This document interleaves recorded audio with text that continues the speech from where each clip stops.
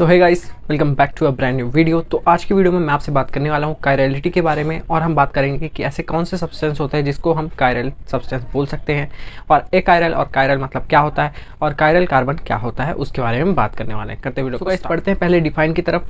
तो डिफाइन बोलती है एनी सब्सटेंस और molecule which can not be super imposed on it's mirror image is called chiral substance और chiral molecule.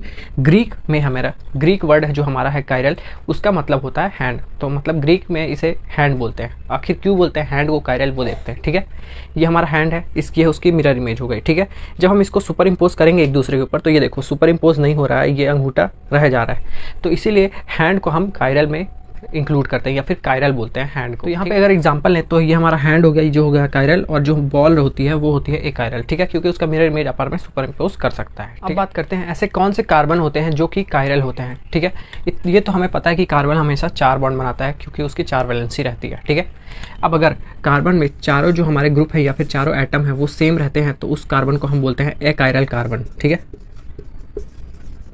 अगर उसमें 3 भी सेम एटम प्रेजेंट हैं वो कार्बन में, तब भी वो कार्बन कहलाएगा एकायरल कार्बन। उसमें अगर 2 भी सेम एटम प्रेजेंट है या फिर सेम ग्रुप प्रेजेंट है तब भी वो कहलाएगा एकायरल कार्बन।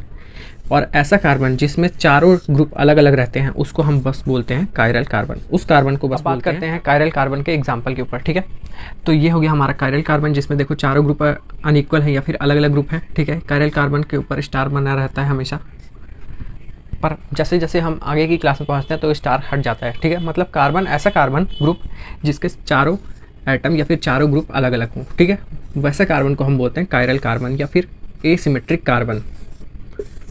ठीक है, सो गाइस ये था छोटा सा वीडियो कायरलिटी और एकायरलिटी के ऊपर, और कायरल कार्बन और एकायरल कार्बन के ऊपर। आई होप आपको समझ में आ गया होगा कि कौन से कार्बन कायरल होते हैं और कौन से कार्बन एकायरल होते हैं। करते हैं वीडियो को एंड, मिलते हैं नेक्स्ट वीडियो में, तब तक के लिए बाय बाय।